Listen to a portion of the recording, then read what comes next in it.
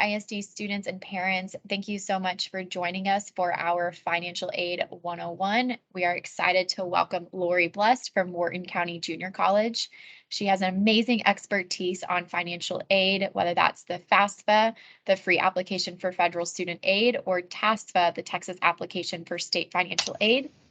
Keep in mind that as a Fort Bend ISD student in the state of Texas, you are required as a graduating senior to complete either the FAFSA if you are planning to attend a 2 or a 4-year college and are a U.S. citizen or permanent resident for graduation purposes. If you are not a U.S. citizen or permanent resident, you would complete the TASFA application, which is the Texas application for state financial aid.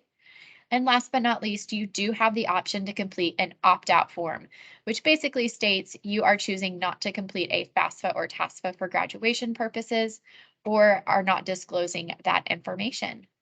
We will go ahead and get started. If you have any questions, please make sure you are reaching out to your college and career advisor on your campus. Okay, we will go ahead and get started. Thank you, Lori. Thank you. I appreciate it. I'm so glad to be here with you all.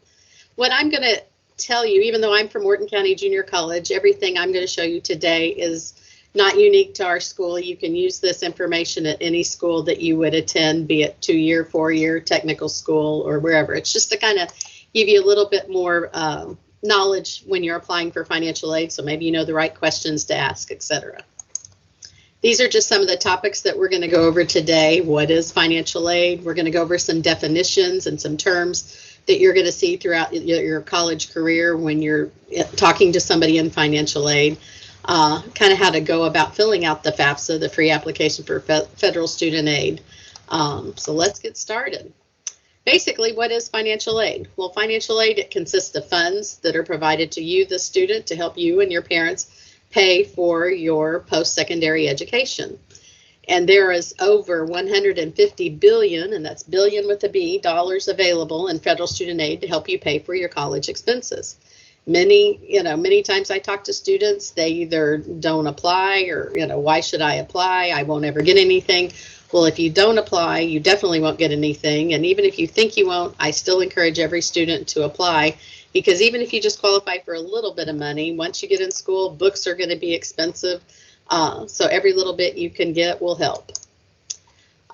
This is a term that you're going to see when you're applying for financial aid. It's called the cost of attendance, or in financial aid, we make acronyms out of everything. So COA, or it's also referred to as your budget. This figure is going to vary from school to school, from student to student. And these are just the items that it consists of when we calculate what your cost of attendance is. Your tuition fees, room and board, books and supplies, transportation expenses, just miscellaneous expenses. It's not an exact cost of what it will cost you to go to school, because many times I get calls from students after they've registered for classes. They've seen what their total is due on their fee slip, and their cost of attendance is much higher than what they actually owe the school. And they'll always call me and say, what's the difference? Why is this one $2,000 and now you're saying $14,000? Well, it's the figure we use to help determine your financial aid eligibility. It's not an exact cost. It's basically what it would for you to exist for 9 months for the school year for you to be in school, if you had to pay rent, if you had to pay room and board, etc., plus your tuition fees and everything else. Another term you're going to see is the expected family contribution, or the EFC. This gets calculated from the Department of Education once you fill in all the information on your financial aid application. And what this shows us is it just shows your ability to pay for your school expenses. Mostly it's going to, for our dependent students, it's going to rely more heavily on the parent contribution, but there's also a student contribution on there as well. But we use this EFC number, we look it up on a chart, and that will tell us exactly how much you're going to be eligible for in any grant monies. We take that EFC number, we subtract it from your cost of attendance or your budget, and then what's left over, that's your financial need. Financial need is also your borrowing power. You can never borrow more than what that financial need is. There's two different categories of financial aid. There's need-based aid and non-need-based aid. Basically, need-based aid this is going to be determined by filling out your FAFSA. It's going to be based on, the family's financial information and just the general information you're putting on that financial aid application. And that will help the school determine what kind of need-based aid you're going to be eligible for. Non-need-based aid doesn't necessarily rely on the financial side of it. It's going to be more based on your student's ability, a talent they may have, a unique characteristic, their academic achievement, athletic ability, musical talent, ethnic heritage, etc. And then we look at the different types of financial aid there are. There's self-help aid and there's gift aid. Gift aid is what you want to get, and it's just what it sounds. It is a gift. You do not have to pay it back. Gift aid would include scholarships. It would include grants. Self-help aid, you're borrowing money in loans, or you're working under the work-study program to help receive aid while you're going to school. And we're going to go over each of these types of the different types of aid. Now, there's many sources of financial aid where you can apply and get it from the federal government to the states, colleges and universities, many private sources, and also employers. The largest of these is the federal government. And the federal aid is based on or awarded on primarily on your financial need. To determine that need and your eligibility, you must complete a FAFSA each and every year that you're in school. And then there are certain eligibility requirements that must be met. These are the different federal student aid programs that are available to you once you complete the FAFSA. And it depends on your eligibility, which one of any of these you could be eligible for. And as I said, you want to qualify for as much of the free aid as you can, and that would be your grants. Grants are monies you do not have to pay back. The most common one that you've all probably heard of is the federal Pell Grant. Regardless where you go to school, regardless what your tuition and fees are, regardless of what time of the year you apply, you can be eligible for this Pell Grant. And it's going to be the same at each and every school for that award year. And to determine that eligibility, again, you must fill out the FAFSA. Where you can make it go further, if you look at what like if you're applying to several different schools, if you look at what the tuition and fee charges are going to be at those schools, and then look what you're eligible for, and then you can see what your bottom line is, how much is going to come out of my pocket, which that's always what we're concerned about, is that bottom line, what we're going to have to pay for out of our pocket. Another type of grant you can qualify for is called the Federal Supplemental Educational Opportunity Grant, or SEOG. And SEOG, unlike the Pell Grant, there's a limited amount of funding in the SEOG. And I always tell my students it's kind of like an early bird grant. Those of you who apply early, get your documentation in that we may ask for, you can be rewarded with some extra monies. And it's the amount that they will award you is going to vary from school to school. Here at our school, we're a relatively small school. We don't get as big a piece of the pie as maybe like a U of H or A&M or, any of your larger state schools. But we limit it to $1,000 a student just so we can give out as much of it as we can.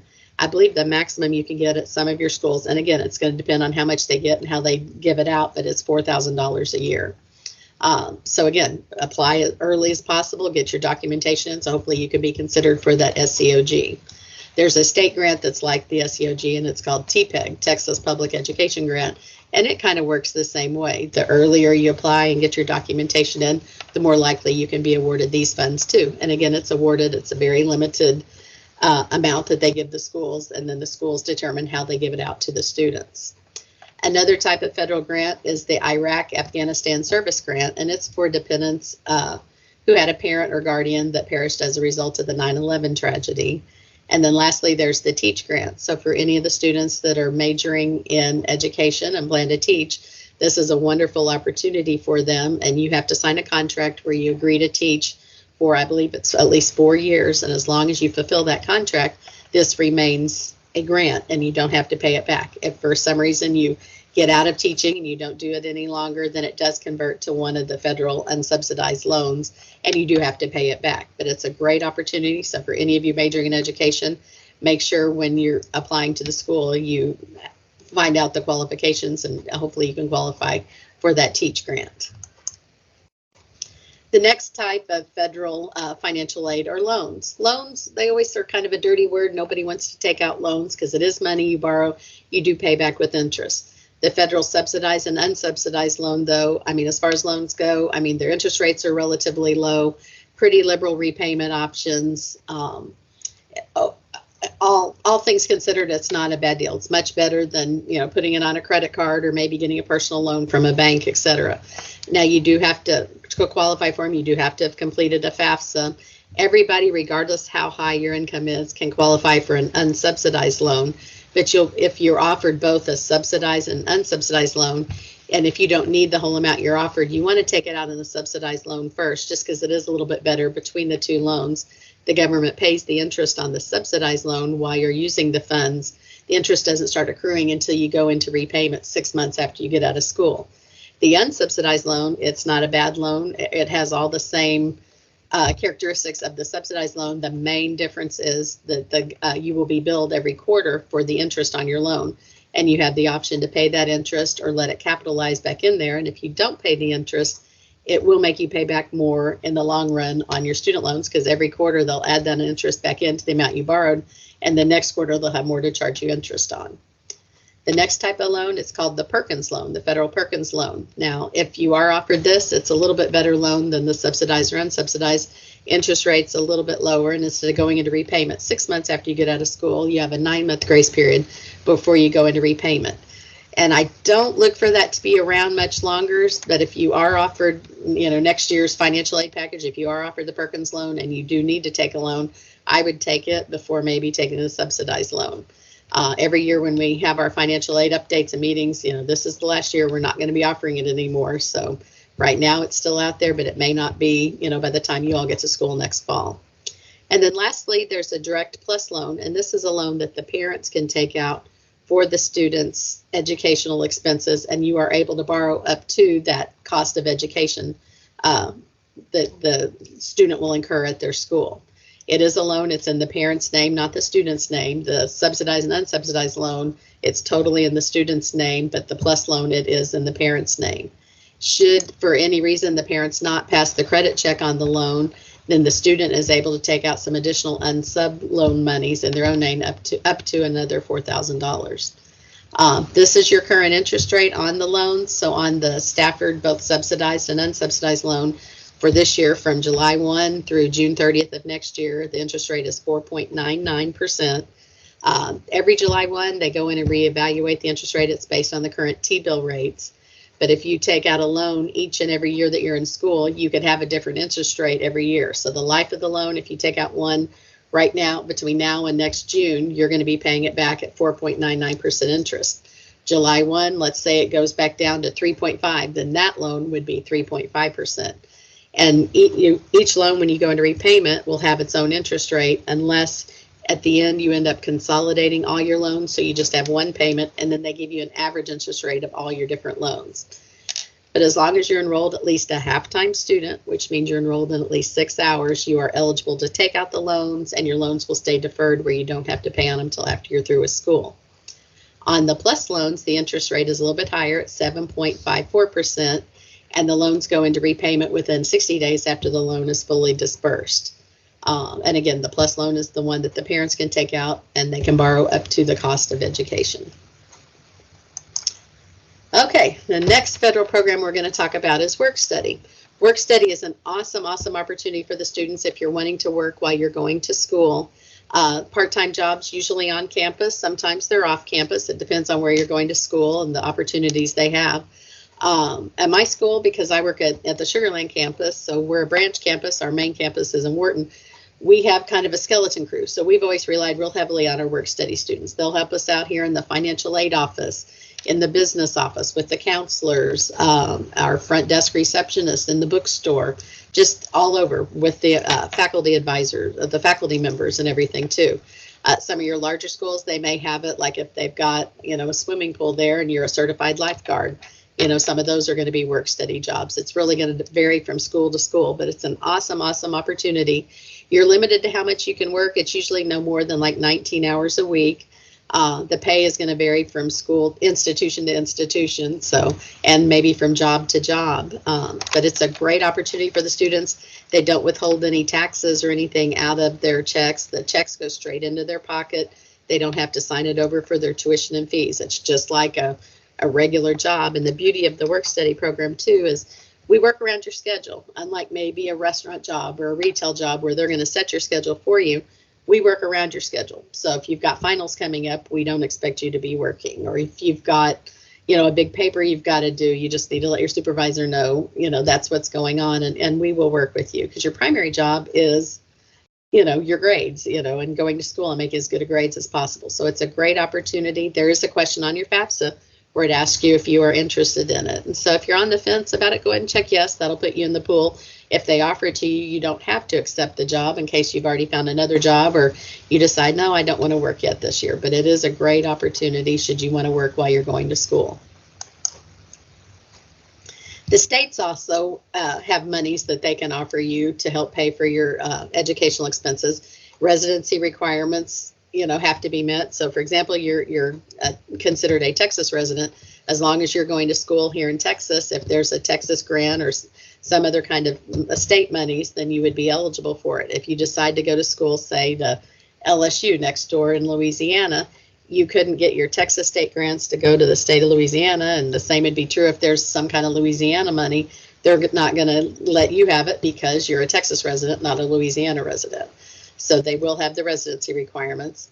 The state monies are awarded both on merit and on financial need, and usually to qualify for it, you have to fill out the FAFSA application. Sometimes there might be a separate state application to fill out, and the deadlines are going to vary from state to state. Colleges and universities have a lot of money too that they can award you, and again, it's based both on merit and on need. It can be both gift aid or self-help aid, and most of the time they use the information from your FAFSA. Sometimes there's also some additional institutional applications that you must fill out. And of course, there will be deadlines and application requirements. There may be a scholarship that the school offers and you have to write an essay or turn in your resume or something like that to go with it. So just pay real close attention once you're deciding on which school you're going to. Get real familiar with their financial aid website, the scholarships that they offer out there. Do they have one application for all their scholarships? Is there a separate application for each individual scholarship? And pay attention to those deadlines. That's so important. Many private sources of money. Every organization that you or your family belong to, or just that are out in the community, businesses, your house of worship, everybody offers scholarships, it seems like now. So just, and usually about the end of December, 1st of January, a lot of those applications are going to start coming out. So start watching for those. Apply for any, apply for all of them, because the more you can get, that's more money going towards your educational expenses, less money out of your pocket. Each one is going to have its own deadline and their application procedure. So just pay real close attention to those deadlines, and and attach whatever documents they do require for the applications. And you can never start too early, researching these sources, and watch for those little newspapers to get thrown into your yard. The Fort Bend Sun, the Fort Bend Star. There's always a little, a 2 or 3 cent little paragraph, maybe, Missouri City Garden Club, or, Knights of Columbus, the Masonic Lodge. Everybody offers a scholarship. So apply for any, apply for all.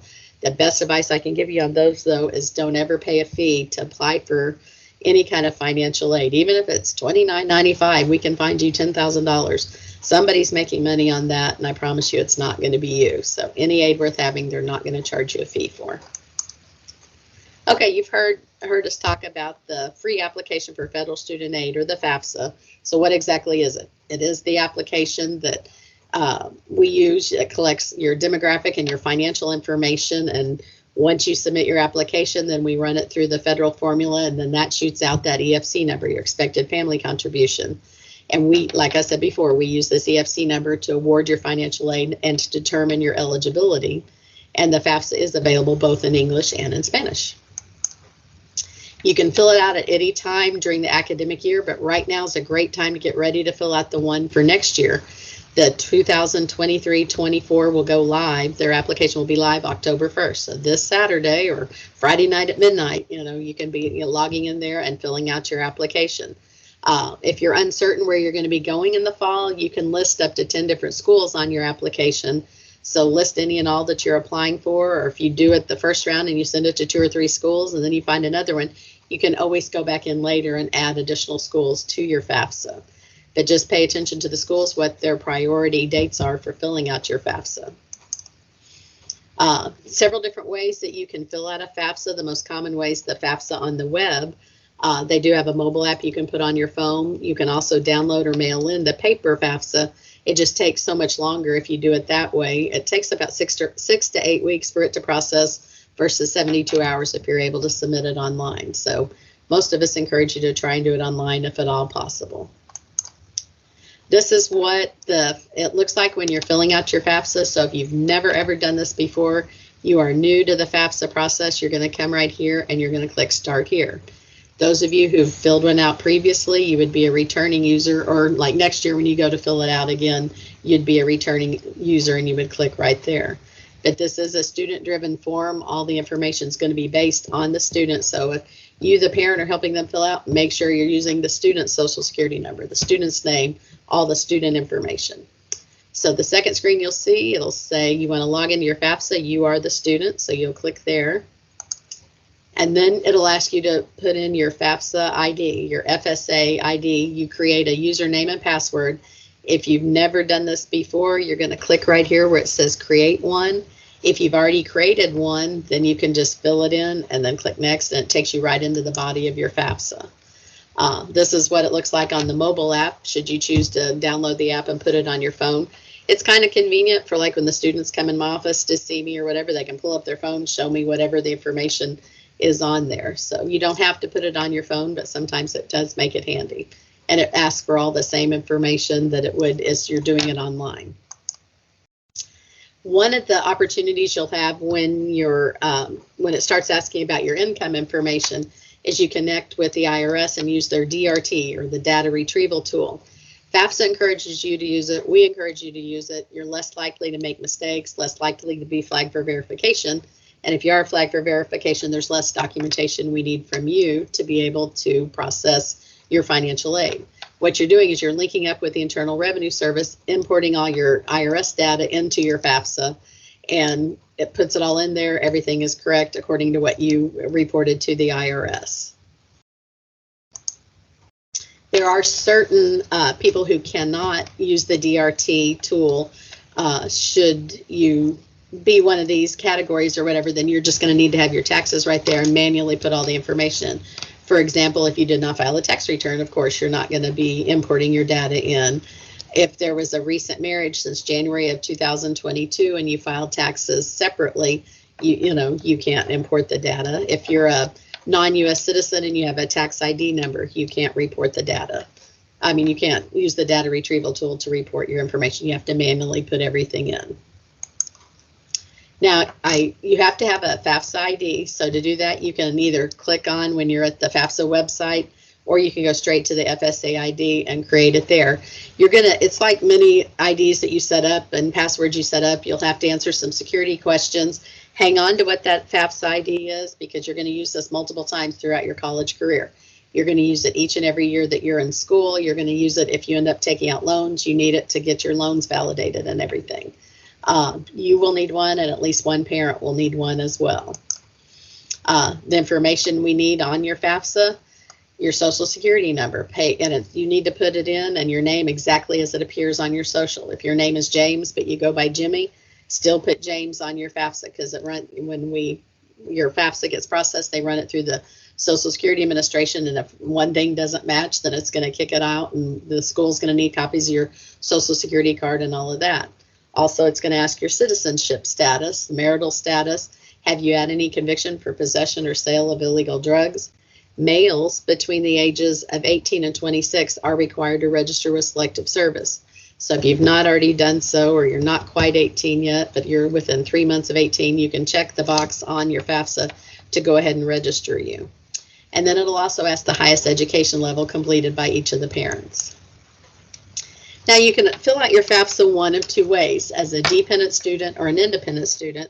Most of our ones graduating from school are going to be a dependent student, where it's on the FAFSA, it's going to ask for both the student and parent information. Occasionally, there's an extreme circumstance or something that will make the student independent, but basically there will be a series of questions you answer, and if you can answer yes to any of them, you would be independent. Otherwise, you're going to be a dependent student requiring both student and parents information. Questions will be basically, are you under the age of 24? Are you married? Do you have any children that you provide more than 50% of their support? Are you currently serving, or have you served in the military? Are your parents either deceased or are they living? Did you age out of foster care? Did you emancipate yourself from your parents prior to turning 18? If you can answer yes to any of those, then you're going to be independent. But like I said, most of our high school grads are going to be dependent. This is just some of the information we would need for dependent students, for both the student and the parent. We need their tax and other financial information, asset information. Was there any kind of untaxed income in the household at all?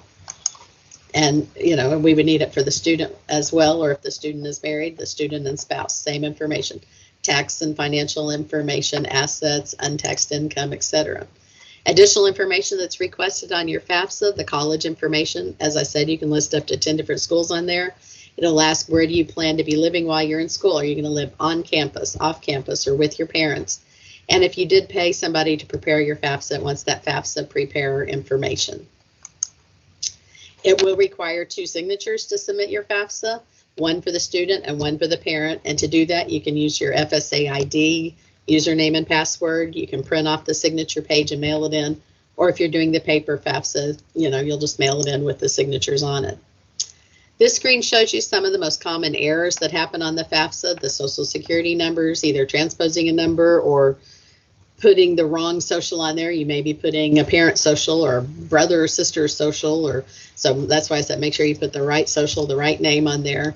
The marital status of the parents, are they divorced, widowed? If they've remarried, we want the mom and stepdad's information, dad and stepmom's information. We don't need both biological parents on there if they are divorced or if they're widowed and remarried. We just need one household set of information. So it would be dad and stepmom, mom or stepdad. We must include the income, received by both the parent and the step parent.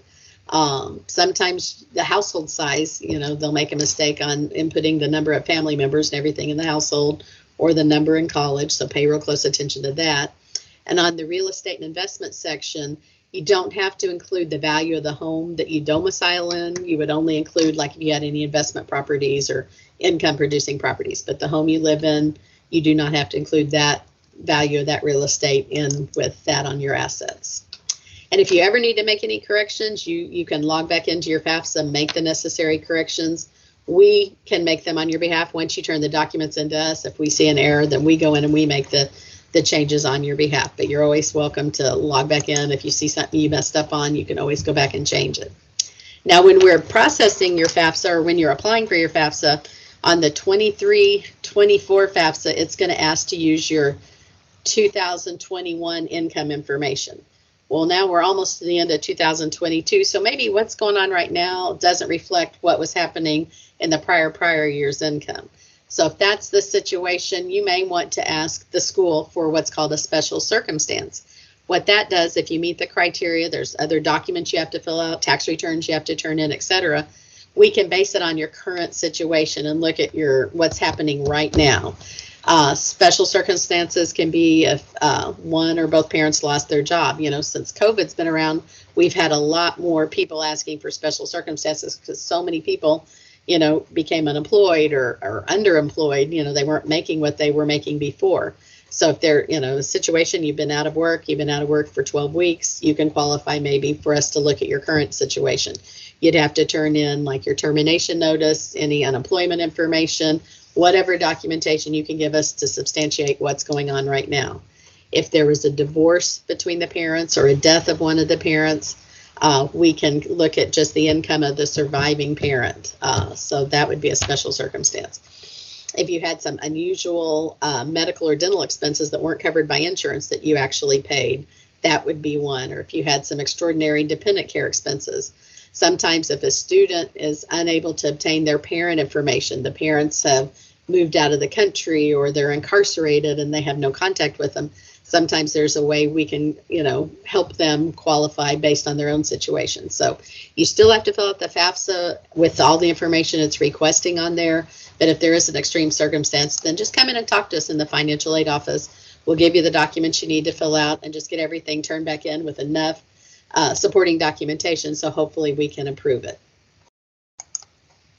If you ever have any questions, once you've submitted your FAFSA or while you're working on your FAFSA, you can always contact them at the Federal Student Aid Information Center. You can talk to them by email, live chat. They have the 1-800 for Fed Aid number. You can call them.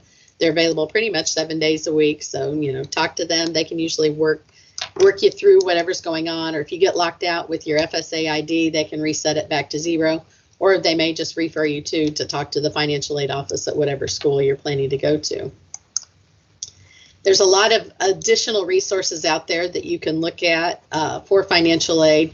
We got the Federal Student Guide that you can look at the Federal Student Aid website. College Board has a lot of information and resources out there.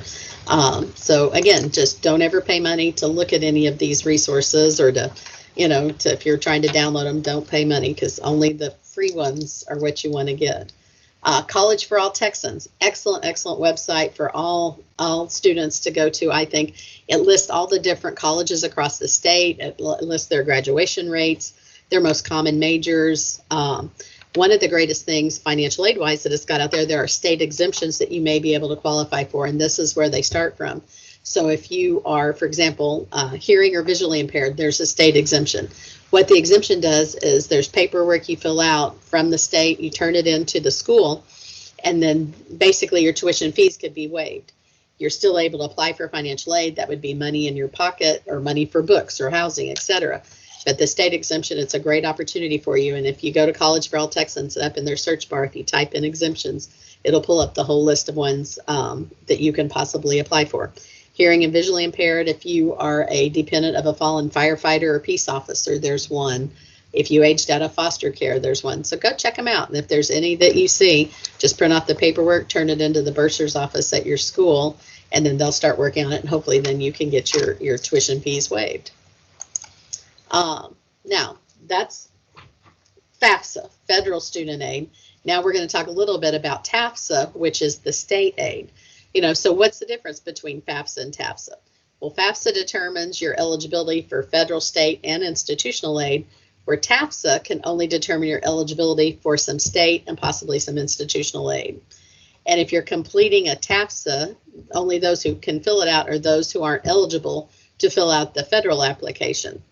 So you can't do both, one or the other. And who is eligible to apply for TASFA? Well, you have to have resided in Texas at least 12 months prior to enrolling in college. You have to be a graduate from a Texas high school or have obtained your GED here in Texas. You had to have lived in Texas for 36 months prior to high school graduation. And there's also an affidavit you must sign with your intent to become a permanent resident. The deadline to apply, well, the priority deadline to submit your TASFA applications for the upcoming year is January 15th. I did see on their website where it said freshmen are encouraged to complete their TASFAs by December 15th. And it says, can undocumented students apply for TASFA? Well, the Texas law allows non-immigrant and undocumented students who do not qualify for federal aid, i.e. if you're not a citizen or permanent resident, you can apply for and receive the state aid. What documents do I need to submit when I'm turning in my TASFA? Well, it will ask to see your federal tax returns, either the tax return transcript or the 1040s for 2021. And again, males between the ages of 18 and 26, you are required to register with Selective Service. If you haven't done so, you can go to the sss.gov website, submit your application, and you can print off your proof that you have registered. And then there could be some other institutional documents that would be required. So you just need to check with the financial aid office at the school you're applying to. And supposedly in October, they're going to be launching an online application for TASFA. I did find out yesterday from my assistant director who just attended a meeting, they've kind of put the brakes on it a little bit. So you may have to initially fill out the paper application, but I would just check with the school that you're planning to go to. Do they require, are they set up yet to receive the online? But right now, I mean, according to their website, they said they will be launching it in October, but my assistant director was kind of telling me it may be a little longer than that. So instead of missing out on it, it's probably best to fill out the paper application, which will be available on October 1 as well. And always before, you had to fill out a separate application. If you're applying to separate schools, each school had to receive a TASFA application. So you'd have to submit all the same documents to each school. Once they get it up, where you can apply online, it would be the one online application. and then you just submit the application to the school. There still would maybe be documents to turn in, but it'll make it a whole lot easier. But if you want to take a look at and open up this QR code, it'll give you the information of how you go about doing it, and it'll also update when it's ready to go live. So that's a great improvement, I think, as far as speaking from the financial aid community. Now, if there's any questions you have, you can always reach out to your College and Career Center counselors, and they can hopefully answer them. Or if you want to contact me directly, I don't mind answering your questions at all. My contact information is here on the screen. Feel free to reach out. It's usually best probably by email, because I'm in and out of my office or in the classroom doing presentations or out in the lobby with students. But, you know, feel free to ask me any of your questions. I don't mind answering them at all. And I want to thank you for your time, and I wish all of you good luck and congratulations to getting this far. And you just have a little bit more to go, and then you'll be on the new highway to a whole new education, whole new world. So good luck and congratulations, seniors. Awesome. Thank you so much, Lori. We really appreciate you for being here. Oh, no problem. If you have any questions, please feel free to reach out to your college advisor at your high school, or you can reach out to Lori directly. And we will look forward to helping you guys come October 1st.